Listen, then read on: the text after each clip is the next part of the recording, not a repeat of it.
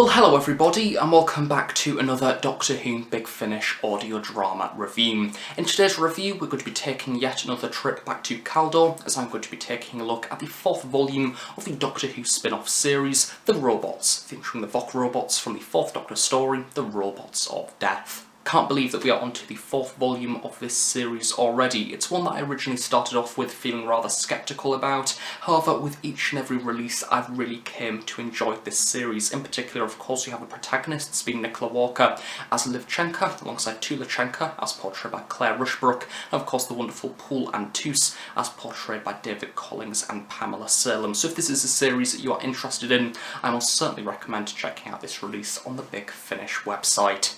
Of course, originally The Robots was going to be only a 4-box set series, however it has now been extended for a 5th and 6th volume, which, as we'll find out throughout this review, this is very much the beginning of a new chapter within the Robots series, and tensions are being heightened. I'm very much looking forward to finding out what the next few volumes within this series hold.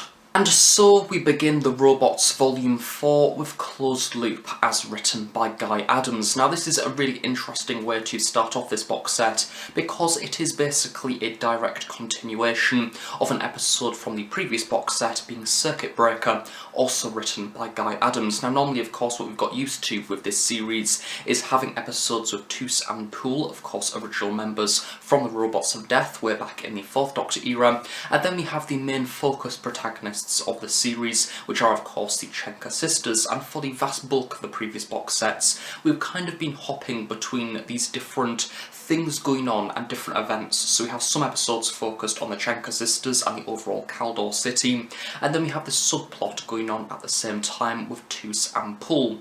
And as the title suggests, it is of course closed loop, and in a way, even though this is the beginning of the 4th volume of the Robots series, it's kind of an ending as well, at least linking into the first scene of the 2nd episode of this box set. As we all know, of course, David Collings, who does play Poole, is sadly no longer with us, and due to the Robots series being extended for a 5th and 6th box set, they needed to find a way to write out the character, and that is done in a scene very briefly at the beginning of episode 2, meaning that this is in fact, from what we understand, the final outing of Poole within this series, and it is a really lovely episode that kind of completes his journey. So if you've been listening to the previous box sets, you will of course know that Poole is a character who has suffered greatly due to the Voc robots. He's had a rather traumatic past due to the events of the Sand Miner within the Robots of Death, and throughout these stories we basically had Toos helping him along the way, however not quite revealing all the facts to him. So Poole is this character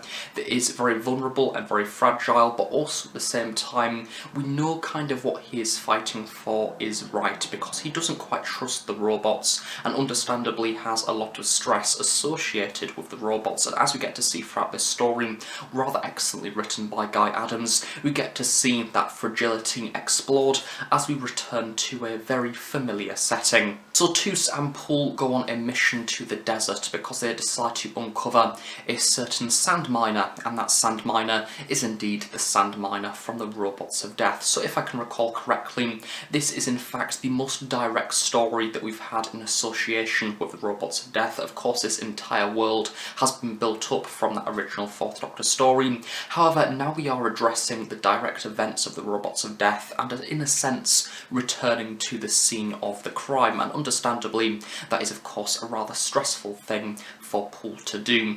We have the return of Gregory de Paulnay as D84. I absolutely loved D84 within the Robots of Death, and he is once again excellently presented throughout this story, a really lovely character, and he is kind of trying to encourage Poole throughout this episode that he is indeed his friend. And I imagine that this won't be the last that we'll see of D84. I imagine that he will return in the future stories as well, but the main thing that I'm getting from this episode is that this is the beginning of things ramping up. We are starting to get this revolution in Kaldor City, people turning against the Voc robots, and we have the build-up to something that we don't quite know, and that's a theme that is continued throughout this series as well. Tensions are rising. However, it starts off with a rather slow-burning story that is all focused around Poole's anxiety, and to be honest, I think it works very well, and David Collings does a superb job. Equally as well, Pamela Salem, of course, as Toos. She has already done Big Finish audio dramas under the Countermeasures series. However, each and every time that we have a story with Toos and Poole, I am reminded of how excellent these characters are. It will be no spoiler, I think, to say that the threads of this series are starting to entwine together. However, these singular stories that we have had with Toos and Poole have always been a joy to listen to, really digging deep into the emotions of Poole's character and how much strain the Vok robots have actually had on his life overall. They basically completely derailed his future, and that is in fact really sad to see unfold throughout his stories, but as always excellently written by Guy Adams, and the fact that he has followed these characters throughout all of the previous box sets, it's incredibly consistent and satisfying to listen to, and as always highlights the need to listen to this series in chronological order from the very beginning.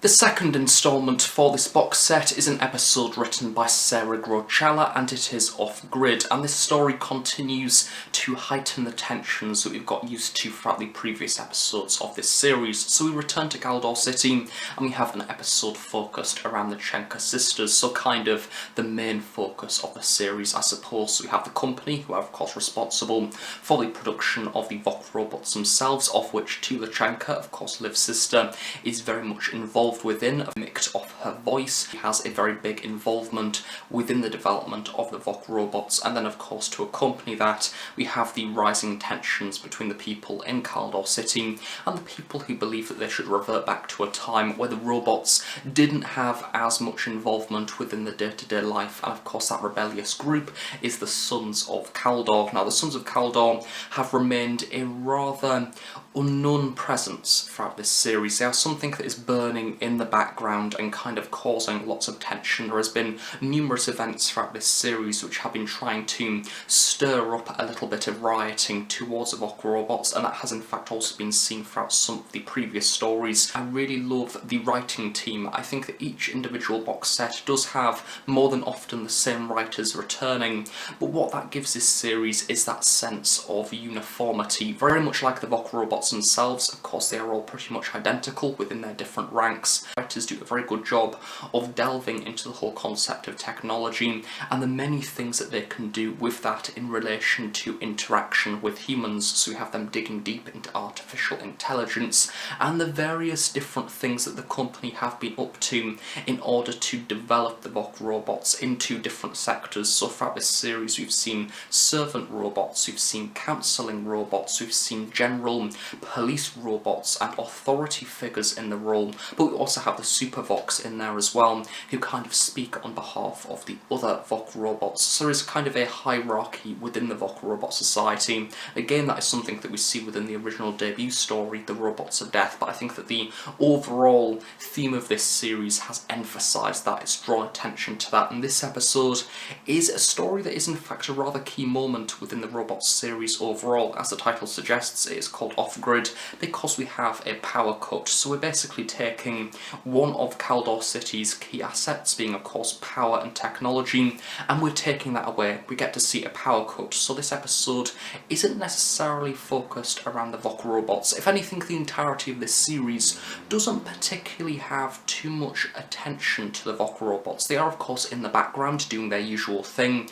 However, we just have a few moments throughout this series which actually focus on the Vok robots themselves. For example, in this episode we have a Vok robot which has had a chip installed, and basically it must relay a certain rather ominous message from the Sons of Kaldor saying that they are the uprising, and as a result of course the Chenka sisters want to get to the bottom of this. They want to figure out who has done this to the Vok robots. They want to of course find the Sons of Kaldor, which once again is a theme that has run throughout the entirety of this series. Naturally of course, because Tula Chenka has a rather big involvement with the robots throughout this series and the company overall, we kind of have that rather unusual balance of, even though she's contributed to the company on a rather large scale due to Liv and how rebellious she is and how much she wants to find the truth, of course due to her adventures with the Doctor, we kind of have this unusual middle ground of two sisters with two very familiar beliefs because they want to do what is right, but they have their own interests at the same time. I think that Liv is very much a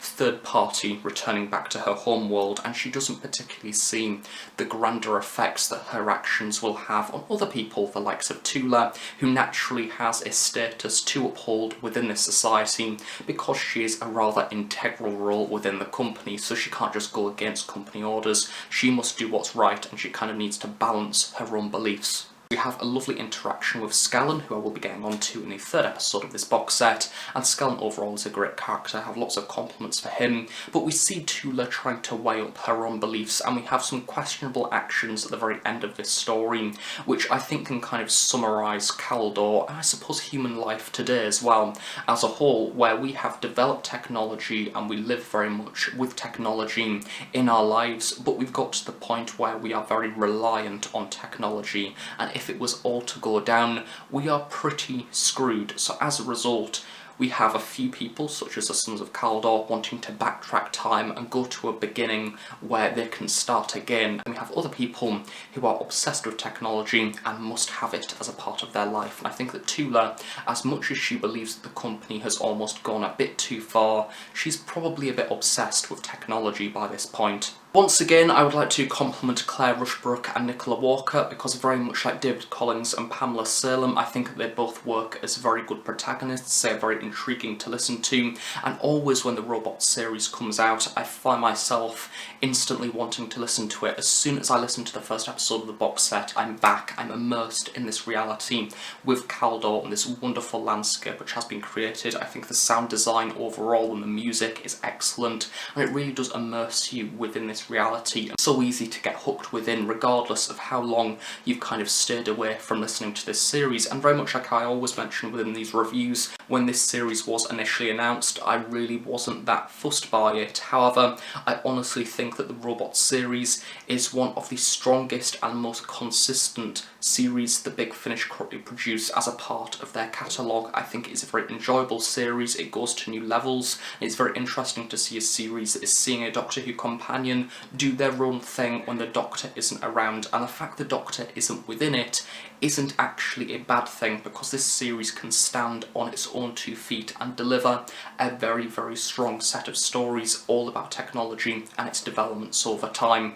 Then we conclude the Robots Volume 4 with the Janus Deception, as written by Robert Whitelock. Robert Whitelock is of course Skellen, who has been in this series since the very beginning, and he is an excellent character. Of course, once again, very much like Tulachenka, he is directly involved within the company. However, on a little bit more of a corporate level, he always comes in, he always wants the best for the company, and more importantly, he's kind of obsessed with order. And when you have the Chenka sisters coming in, having these crazy adventures, and Liv Chenka in particular, basically where she comes, chaos and explosions normally follow her. We have this funny dynamic where Liv comes into the situation and instantly Skellen's like, oh god, what now? What adventure are we going to go on this time? I think that there is this trust between the Chenka sisters and Skellen, even though they don't like him. In particular, doesn't really like Skellen. However, when they are in a scene together, it isn't simply just I dislike you. They have quite a lot of nice banter and chemistry,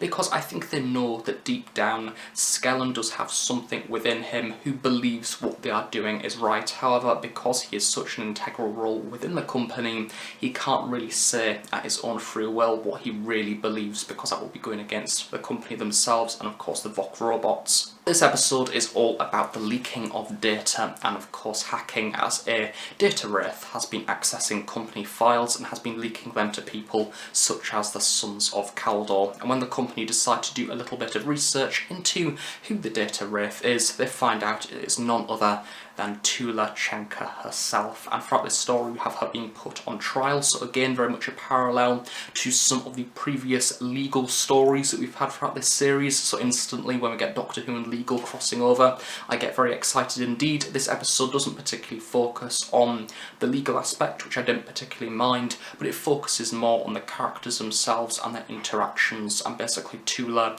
trying to clear her own name. But integrally throughout this story, again a theme that I mentioned mentioned at the very beginning of this review, we have the development of the technology. I would dare say between probably the midpoint of the Robots Volume 3 and this volume, we're really starting to see a build-up in what the Voc robots can do, and that has been enhanced throughout the various experiments that we've seen take place throughout this series. Of course, very, very early on, the likes of the Visi project, which was, of course, a Voc robot child who could lie and deceive and do her own thing.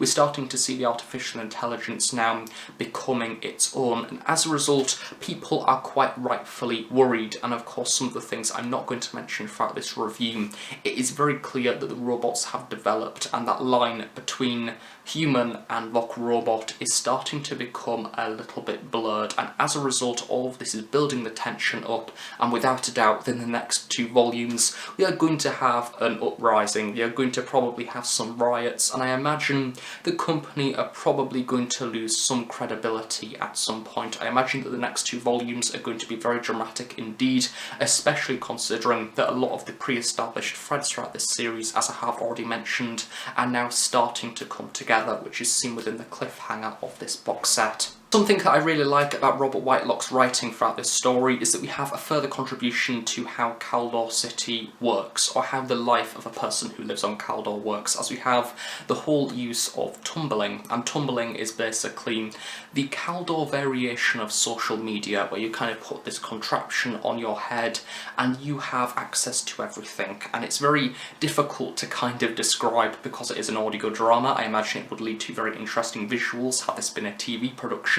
But we have them being able to access and communicate with people. I imagine it kind of being a 3D game, however they can kind of tap on things and access stuff through voice commands and thought processes, so they don't need to type comments, they merely need to think it and it will post it. I think it's a lovely way to develop Kaldor society and give a glimpse into what these lives are really like, even though it's not directly related to the Voc robots themselves. So there we have it, that is the Robots Volume 4, and I'm finding as these reviews go on, I'm saying less and less, and I think that is very important about this series, and something that I do like to mention in each individual review. This is not a series to cherry pick. I highly recommend, if you are interested, going back to the very beginning and listening to this series in order, because as I'm doing these reviews, I'm finding myself referring back to certain plot points or character developments that have occurred within the previous box set. And a perfect example of that is the relationship between Toos and Poole. Even though they usually have maybe 1 episode per box set, we have a theme going on throughout. We have developments with these characters, and the events that have occurred within the previous box sets affect what happened within the other box sets that precede that. So as a result, it shows that each individual series has its merits and it has its impact. There's something that I really don't like about box sets on Big Finish, where they don't change the course of events, or the events of that series don't go on to sway further box sets after that, because if they don't impact the characters emotionally, I feel like the stories haven't maybe done enough. And I think that's what I really love about the Robots series. Each individual box set has a purpose and it feels relevant to the overall arc of this series. So yes, overall for the Robots Volume 4, again, I really enjoyed it. I think the characters are brilliant. I think all the protagonists are really excellent, superb, well padded out characters, and I just really love digging deep into this series, exploring Kaldor and what each individual episode brings, because it is unpredictable. You can kind of guess what characters are going to do next, especially when one character, say, is trying to deceive others. And I'm very much looking forward to what Volume 5 and 6 bring. Originally, I was rather sceptical about the robots actually being a 4-part box set series, and now I'm very glad that it's been extended for a 5th and 6th box set, because it allows us to explore this series more, allows us to explore these characters and see these heightened tensions that we've seen increase throughout the previous series. So yes, the robots will not be for everybody, however I certainly recommend taking a look on the Big Finish website if you think that this will be a series for you. So thank you very much for watching this review. I really hope you have enjoyed it. Do of course stay tuned on those productions for regular Doctor Who content. Of course, on that note, have a nice day, and I shall see you all next time. Bye for now.